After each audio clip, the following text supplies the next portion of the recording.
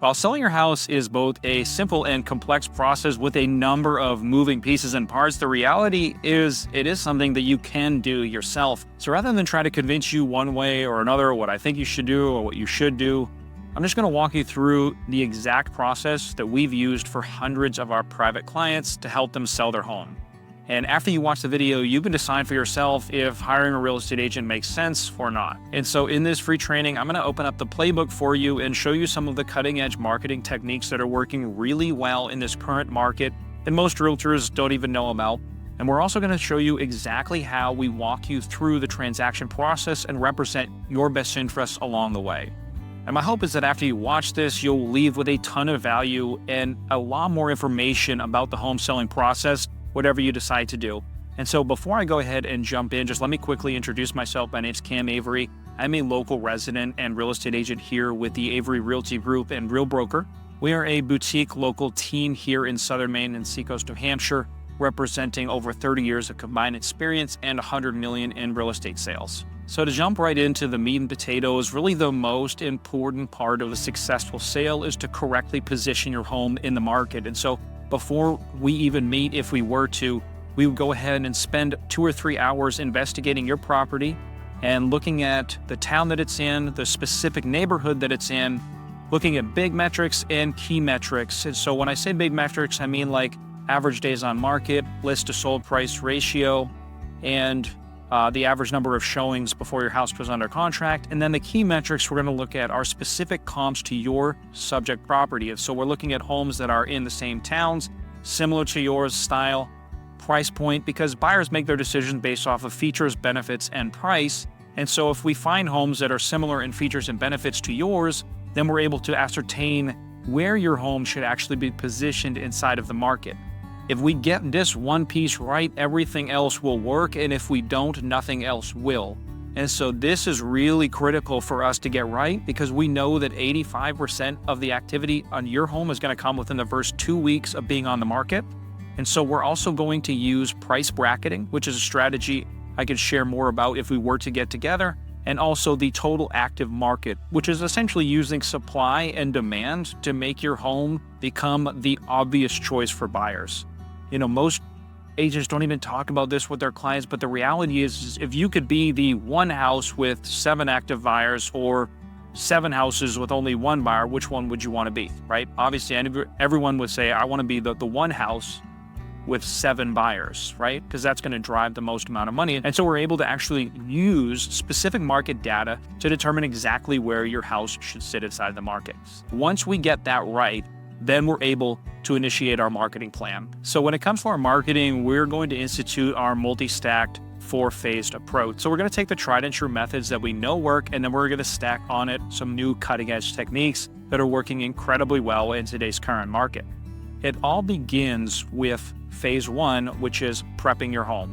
And so this may include some light staging, some potentially light remodeling if necessary, all to get your house ready to create the digital assets through professional photography and professional video. Now we're going to make a total walkthrough and an HGTV style tour of your home to be broadcast through to our different social channels.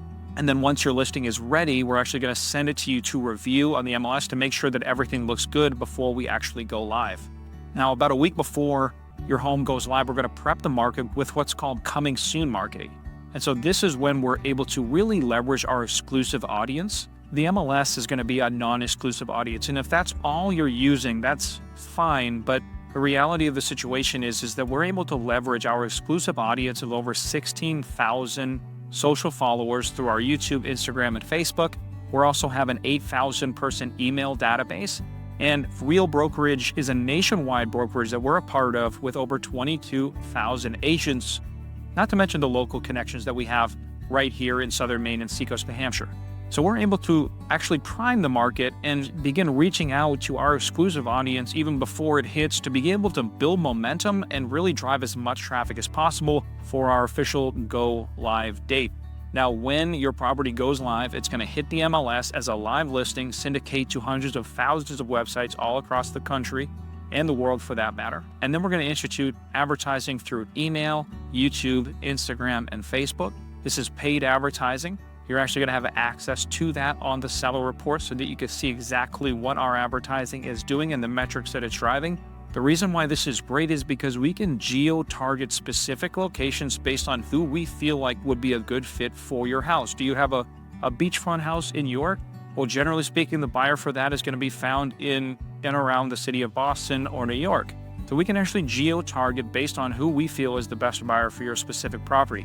This is just one of the strategies that we'll talk more about when we actually meet that we're using right now to get people top dollar for their property and attract the right buyer for your house. The other piece of our go live strategy is our open house strategy. And so the first weekend that your house is on the market, if all of our marketing has done what it's designed to do is essentially create a funnel down to the open house day, which is when people are going to physically come into your property and view it for 1 to 2 hours. Now, this is a great opportunity for people to begin to rub shoulders with each other, really build that competition, and hopefully drive multiple interested buyers in your property. The reality of the situation is your house may sell that first weekend or it may not. If the house doesn't sell in the first weekend, it's not like you're never going to hear from us again. We're going to update you weekly on the property so that you know exactly what's going on. And you're also going to get a seller report that updates every 24 hours, showing you the exact marketing metrics that we're using to put your house in front of thousands of people. Now, the thing that I love about this is that, it's not just the people that are looking at it on Zillow or Realtor.com. It doesn't even talk about that. The seller report is specifically what our marketing is doing to our exclusive audience that we've been able to build over the last 7 years. That's why I love it so much, and I think you will too. And so after we've instituted our marketing plan, it's only a matter of time and showings before we get our first offer. And while most people think that your home only needs to sell one time before you actually get paid, your home actually needs to sell 3 times before you as a seller get paid. And so now that we've gone over our marketing, I want to talk to you about exactly how we represent all of our private clients through the transaction process so that you know exactly what to expect moving forward. And so the first time your house needs to sell is actually during the offer phase. And so most sellers know what an offer is. You get a nice piece of paper, or in these days, probably going to be an email, and you're going to see a big number on it. And then it's going to have a purchase price. Your eyes are going to get all wide. Honey, oh my gosh, we could take that trip to the Bahamas. Well, before you go and spend it, just know that the number on the purchase and sale is not exactly what you're walking away with. And so what we like to do for all of our private clients is create a net sheet so that you know exactly what you're going to walk away with at the end of the day when your property sells. The second piece of the offer is buyer qualification. And so we just want to make sure that if someone is putting in an offer on your property, that they're actually qualified to do so. So if it's a finance buyer, we're going to look at their pre-qualification. We're going to vet out their lender and make sure that they're actually qualified. Or if it's a cash buyer, we're going to request a proof of funds. The last thing we want to do is accept an offer with an unqualified buyer and then have to come back on the market 2 weeks later because the deal fell through. So the third piece of the offer is actually going to be where buyers are coming from and how they're represented. And so are they represented with an agent? Did the buyer come as a result of our own marketing, or is the buyer someone that you actually brought along? And so that's the first time your house needs to sell. The second time your house needs to sell is actually during due diligence or inspections. And so during the first 7 to 10 days, a buyer is most likely going to have a home inspection. Now, there may be a position, if we're able to leverage your home in the market and come on correctly, there may be a situation where a buyer decides to waive home inspection. Now, if you were to think about that and ask yourself what would be the one situation where a buyer would waive home inspection, probably if there were multiple offers on the property and it was the only way that they could win, right? Other than that, most buyers are going to end up having a home inspection. If they do, we just want to make sure that we set really clear expectations as to what inspections are for and what they're not for. Inspections are not for buyers to come through and say, oh my gosh, look at this little piece of chip paint over here. We want $10,000 off, right? Inspections are going to be for major health and safety concerns. And so we just want to make sure that we set those clear expectations with the buyer's agent and with the buyers during the inspection process.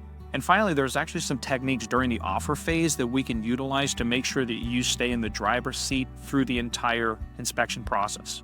So that's the second time your house needs to sell.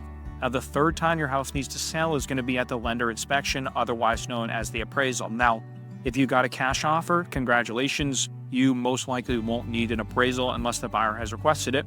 However, if it's financed, the bank will hire a third party known as an appraiser to come through your property and assess the value of it to ensure that a buyer is not paying more than what a property is actually worth. And so one of the things that we want to do is make sure that we represent you at the appraisal and actually hand the appraiser the comps that we used at the beginning when we were talking about positioning to price your property and point them in the direction that we want them to go. Because the reality of this situation is, let's face it, people are lazy. And if we're able to do their job for them and hand them the comps, it's going to be much more likely that they end up with a valuation of where we want them to be as the seller, so that you can make sure that you don't leave any money on the table. And so once the property has appraised at or above purchase price, we'll go ahead and schedule the final walkthrough and the closing. At the final walkthrough, the buyer is going to do one last walkthrough to make sure everything is the way it was when they originally saw it. And then we're going to head over to a closing company. We're going to sign a bunch of paper. And at the end of the day, you will be either handed a check or wired the net proceeds, and we'll all leave with a big smile on our face. So that's exactly how we represent you through the transaction process and the 3 times that your house needs to sell. All right, so now we've talked about market positioning, we've talked about our marketing plan, and we've gone over exactly how we represent all of our private clients through the transaction process. And I guess the question I have for you is, what do you think? Do you need a realtor or not? Whatever you decide, I hope you got a ton of value in this training. And as a special bonus, I would like to offer you a free consultation of your home and a free home evaluation, so that you know exactly where your property stands in the market if you are seriously considering selling or just curious about the equity of your home. And as an additional bonus, we'll throw in our free home seller's guide for Southern Maine and Seacoast, New Hampshire. Now, this is going to go over 3 mistakes that we see sellers making all the time so that you can avoid them, and 10 things that you can do right now to add over $10,000 in equity to your home. So you can go ahead and click the link right below and schedule your consultation today and get your free guide. Thanks again for watching. Again, my name is Cam Avery, and I look forward to earning your business in the future.